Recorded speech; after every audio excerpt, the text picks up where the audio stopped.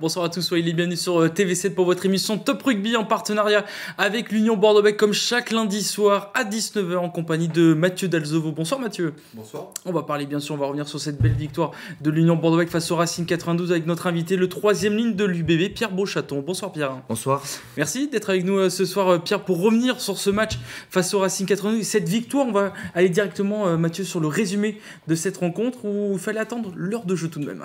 Oui, vous allez voir qu'on a quand même on va voir les premiers points au pied par Matteo Garcia. Le score à la mi-temps est de 6-0. On va voir évidemment dans le résumé les premières actions. Effectivement, Pierre, cette première... Alors, on n'était pas sur le terrain, vous êtes blessé. On parlera un petit peu de votre situation après et surtout de savoir quand est-ce que vous allez bientôt revenir à l'entraînement et sur les terrains. Et on va voir effectivement que cette équipe du Racing a été quand même bien en place défensivement. Il a fallu être patient pour trouver la faille dans la défense. Oui, il a fallu être patient parce que le match c'était serré. Il y avait, on était à égalité, presque à égalité de points avec le Racing. C'était un match un peu bascule parce que celui qui gagnait passait un peu dans l'eau du tableau. Donc c'était sûr que ça allait être serré. En plus, avec le Racing, on perdait que des matchs là depuis 2 semaines, eux encore plus. Et du coup, c'était sûr que ça allait être serré, qu'ils allaient vouloir venir chercher des points. Puis on n'était pas très en confiance non plus. Donc il a fallu quand même se resserrer, passer déjà par la défense et puis construire le match petit à petit pour à l'heure de jeu marquer les premiers points, enfin en tout cas les essais. On va voir effectivement le premier essai. Là, on est encore sur les premiers coups de pied 6-0. Il n'y a pas de panique à la mi-temps justement de vos coéquipiers qui se sont dit on ne mène que 6-0, mais dans le contenu il y avait quand même une domination de l'Union Bordeaux-Bègles, notamment dans le secteur de la touche, un secteur que vous connaissez bien. J'ai vu 7 ballons pris au Racing, c'est énorme. Ouais, c'était plutôt pas mal en touche surtout. En plus, c'était un des meilleurs contres du top 14, si c'est le meilleur contre. Donc on s'est préparé en conséquence par rapport là-dessus parce depuis le début de saison, on a pas mal de problèmes en touche. On a du mal un peu et là, ça s'est un peu moins vu sur ce match parce qu'on s'est bien préparé. Et puis même, on a réussi à bien lire, ils ont réussi à bien lire sur le terrain leur tactique. Donc c'était plutôt pas mal de récupérer des points et ça leur enlève des balles pour les lancements. Alors, on a vu un premier essai refusé, celui de Coleman, donc, qui avait bien contré. C'est une merveille de contre. Vous êtes aussi au contre, souvent sur les numéros 9 qui font leur sortie de camp. Ah bah là, les deuxièmes lignes, ouais, c'est... Faut avoir les 4 derrière aussi, mais... C'est ça, c'est le but de contrer. Et là, après, ouais, il est parfait son contre. C'est parfait, ouais. Il récupère la balle et presque à marquer, mais ça montre un peu qu'on aurait pu passer à la mi-temps encore plus devant, mais on dominait un petit peu. Après, c'était plus compliqué un peu le retour et après, on a bien réussi à... Effectivement, enchaîner. On est avec le premier essai donc inscrit par Nicolas Deporter, mais celui-ci, à l'inverse du second qu'on va voir, où il se le fait un peu tout seul, celui-ci c'est un vrai essai collectif, et on retrouve vraiment la patte de l'Union Bordeaux-Bègles avec 11 passes, et on voit un peu toute la panoplie aussi de ce qu'est capable de faire l'Union Bordeaux-Bègles sur cet essai-là. Oui, c'est ça, c'est un peu notre plan de jeu qu'on avait un peu perdu ces dernières semaines, où on faisait un peu des passes, où on évitait... je dirais pas le contact, mais qu'on crée un peu plus de mouvement pour essayer de créer des brèches dans la défense, parce que quand on fait pas de passe et qu'on rentre tout droit tout le temps, au final c'est facile à défendre, et après on n'arrive pas à s'en sortir.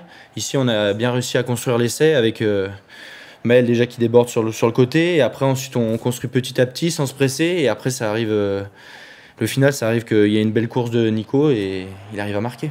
Et après, effectivement, vous avez cet essai que Nicolas Deporter se fait un peu tout seul, on va dire. Déjà, Tevita qui casse oui. le plaquage. Et oui.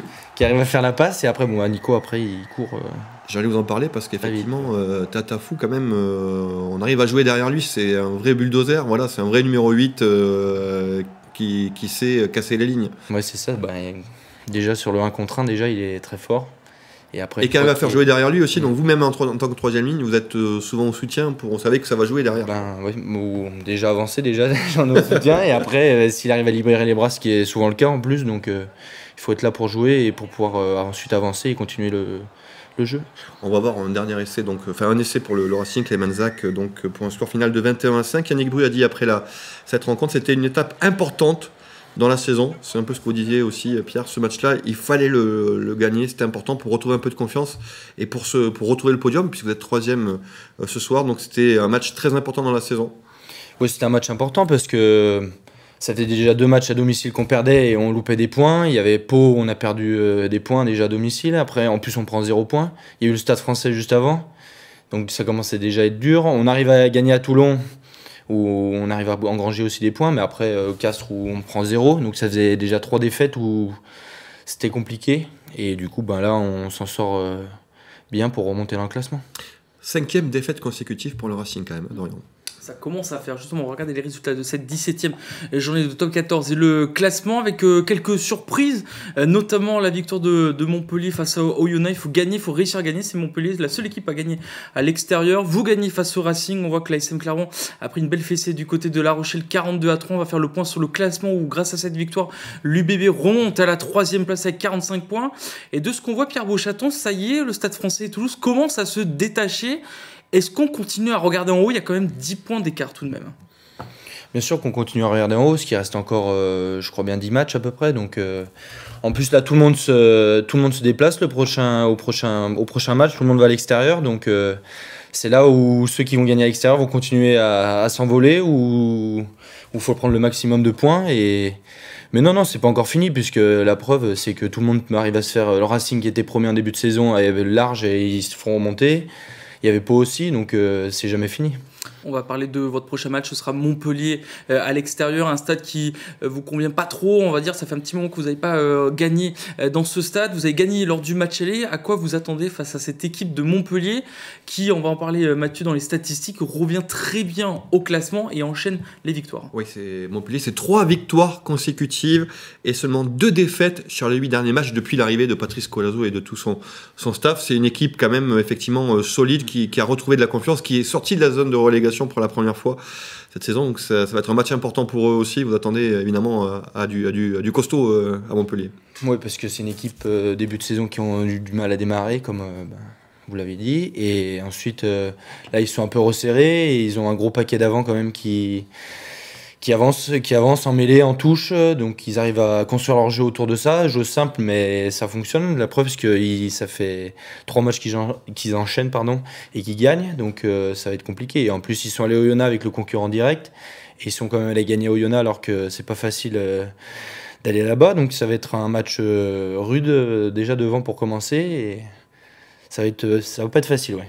Rendez-vous samedi à 17h, avant une petite semaine de pause avant la réception de Toulouse. Et oui, on va prendre quand même de vos nouvelles aussi. Et oui, alors Toulouse, il est déjà un peu dans la tête ou pas quand même? Ou c'est pas ça le danger? Alors c'est vrai qu'il y a un week-end de pause entre les deux, mais est-ce que ce match à Toulouse, évidemment, c'est le Stade Toulousain, c'est déjà dans les têtes un peu? Ouais, forcément ça va être un gros match, puisqu'en plus il y aura les retours des internationaux, tout ça, c'est le dimanche, c'est au Matmut, mais non, je pense qu'on n'y pense pas, parce que c'est le prochain match. Là il y a Montpellier qui arrive, c'est Montpellier le plus important, parce que si on arrive à aller gagner à Montpellier, déjà on remontera au classement, et on ne sait pas ce que vont faire les autres équipes, donc non, on focus sur Montpellier, en plus après une semaine, donc tout donner à Montpellier, et on verra après pour Toulouse.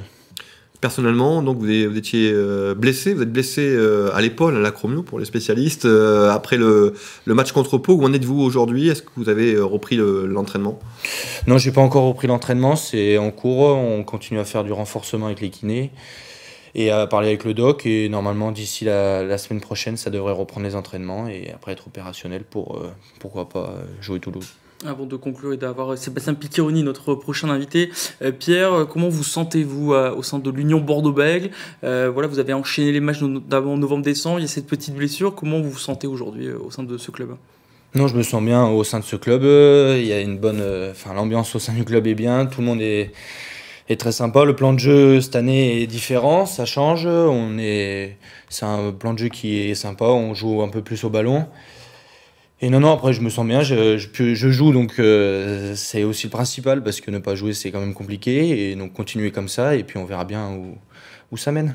Un petit mot juste, parce que c'était le retour de Yann Lesgourg aussi. Vous en troisième ligne, vous êtes collé souvent au 9, vous n'avez pas pu jouer avec lui là, mais dans le groupe, le retour d'un joueur comme lui, c'est important. Ah oui, ça fait plaisir déjà de le revoir sur les terrains, parce que ça faisait déjà longtemps, en plus avec l'année dernière, donc il n'avait pas joué depuis longtemps. Et en plus, il apporte son dynamisme et sa vitesse, donc c'est ce qui est bien pour le groupe, surtout à la charnière. Donc il fait du bien aussi en jouant, pardon. Donc à suivre, on verra bien. À suivre, rendez-vous donc samedi prochain pour ce match face à Montpellier. Merci Pierre Beauchaton d'avoir été avec nous sur le plateau de TV7. Mathieu, dans quelques instants, on aura Sébastien Piccheroni, le manager de la section paloise, qui sera avec nous, parce qu'on va parler de Pau face à Bayonne, le prochain match. À tout de suite.